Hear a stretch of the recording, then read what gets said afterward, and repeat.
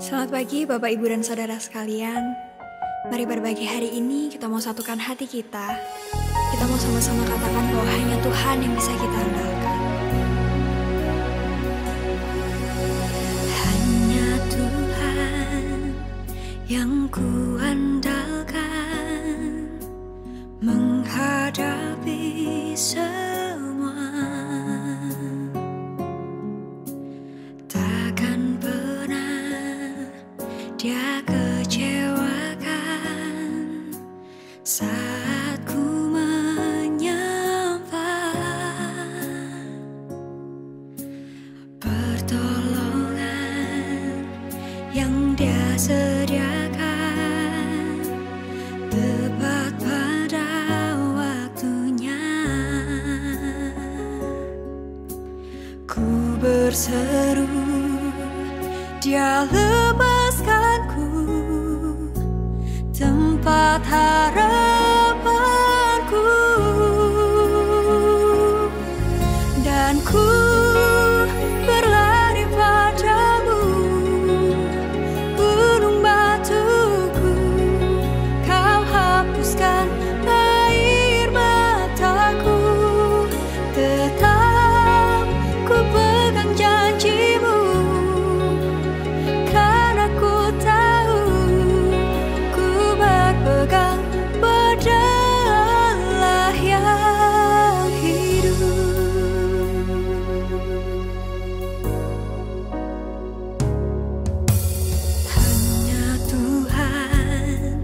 Yang ku andalkan menghadapi semua.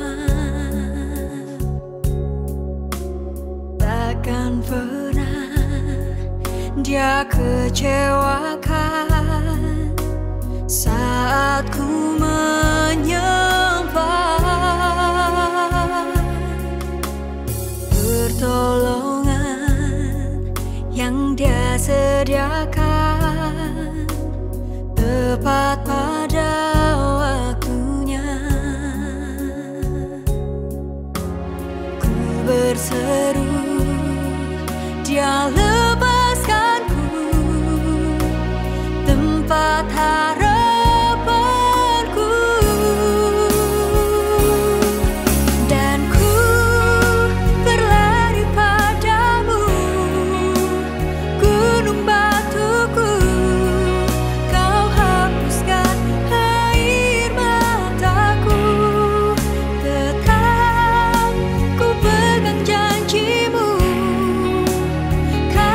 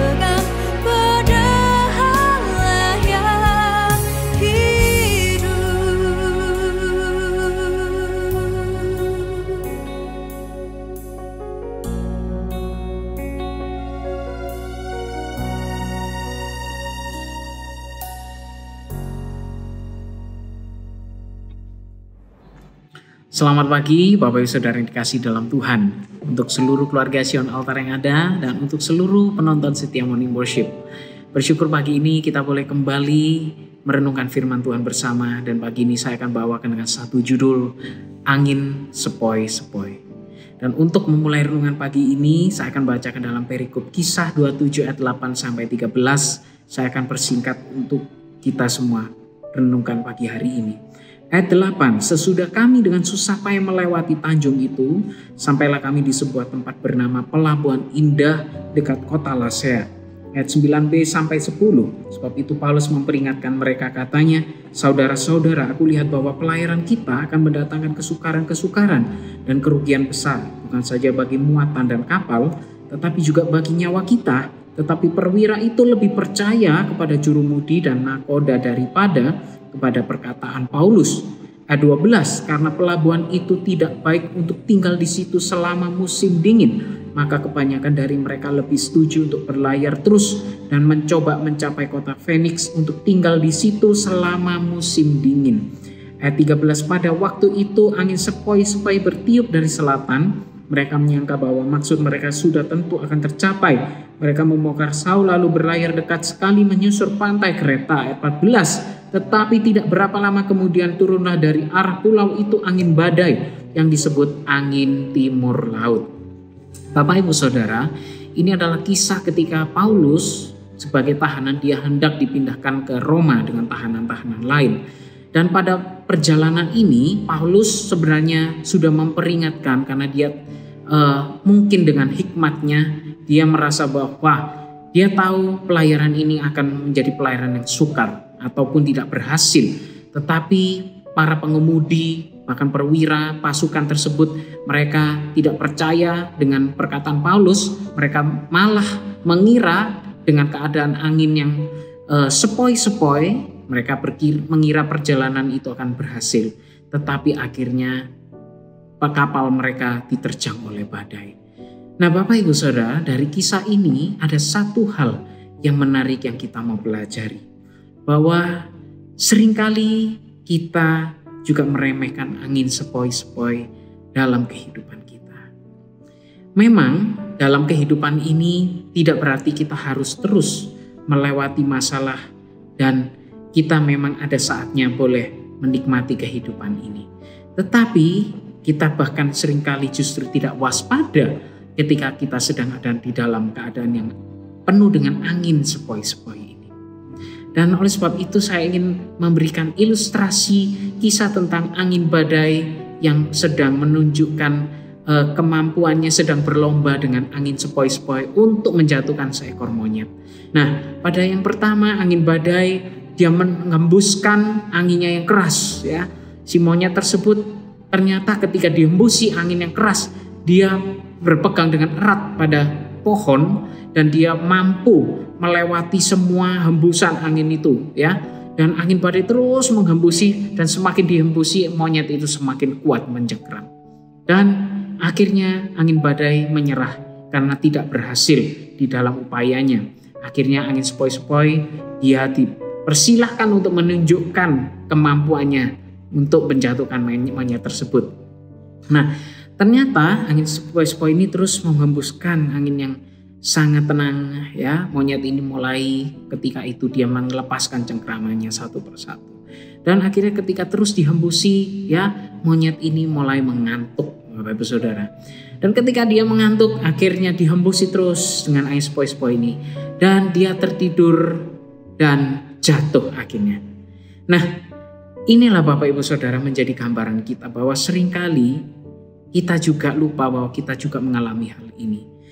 Kita ketika sedang menghadapi angin sepoi-sepoi, kita lupa ada satu oknum yang kita abaikan dan kita seringkali justru berpikir bahwa oknum ini adalah pengbiang kerok untuk masalah-masalah yang besar, yaitu iblis. Kita tahu bahwa iblis ini tidak pernah berhenti untuk mengganggu kehidupan kita. Kita lupa bahwa iblis ini bukan bekerja hanya ketika kita mengalami masalah besar.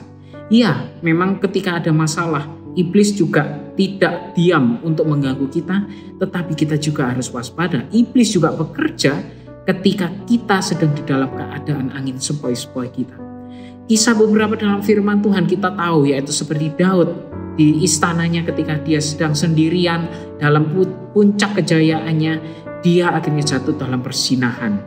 Hawa ketika dia sedang dalam keadaan Taman Eden yang aman, Hawa pun akhirnya juga jatuh dalam tipu muslihat iblis. Dan inilah sebab itu dikatakan dalam Lukas 4 ayat 6. Iblis berkata bahwa segala kuasa itu diberikan, sudah ada di dalam kuasaku. Dan dia mau menyerahkan kepada siapa yang dia kehendaki. Di mana dari hal ini dapat kita lihat bahwa iblis itu mampu memberikan kebahagiaan dalam kehidupan kita. Tetapi kita juga harus tahu bahwa Allah pun mampu memberikan bahagia yang disertai dengan damai sejahtera. Dalam keadaan yang mungkin kita serasa tidak baik pun, saya percaya ketika kita ada bersama dengan Tuhan, Dia bukan hanya memberikan satu keadaan bahagia, tapi damai sejahtera. Yang dimana hal ini bertolak belakang dengan apa yang iblis berikan. Ya, iblis hanya dapat memberikan iming-iming kebahagiaan, dan itu pun mungkin menjadi satu pancingan untuk kita bahkan bisa jatuh dalam iman kita. Kita lupa akan hubungan kita dengan Tuhan. Kita bahkan undur dari pelayanan kita, dari segala apa yang baik yang Tuhan sudah berikan dalam kehidupan kita.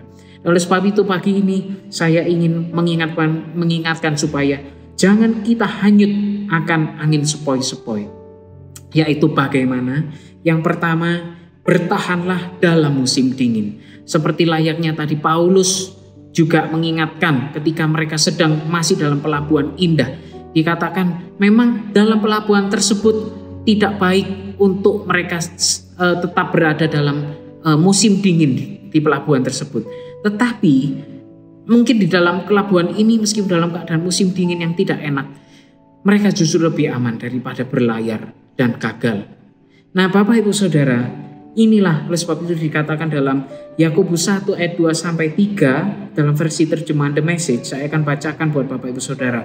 Dikatakan bahwa kamu tahu di dalam tekanan, yaitu imanmu justru dipaksa untuk terbuka dan menunjukkan warnanya yang indah.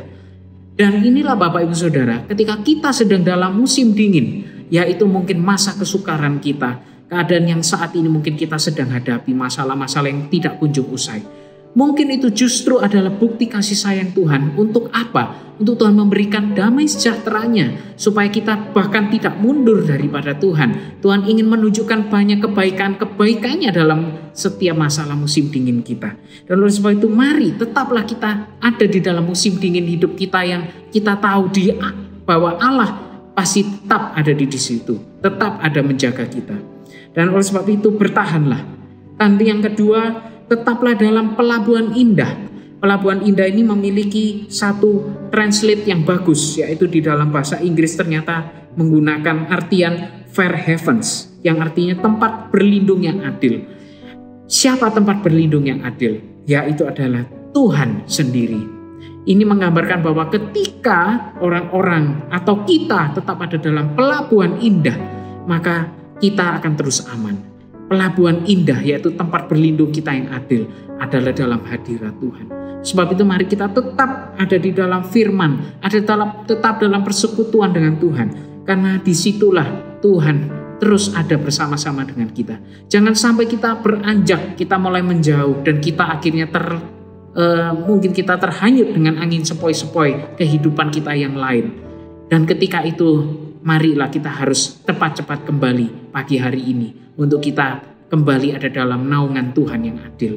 Dan oleh sebab itu pagi ini saya kembali mengingatkan, dalam angin sepoi-sepoi tetaplah berjaga-jaga. Namun bila kita ada dalam angin badai, dialah tetap menjaga.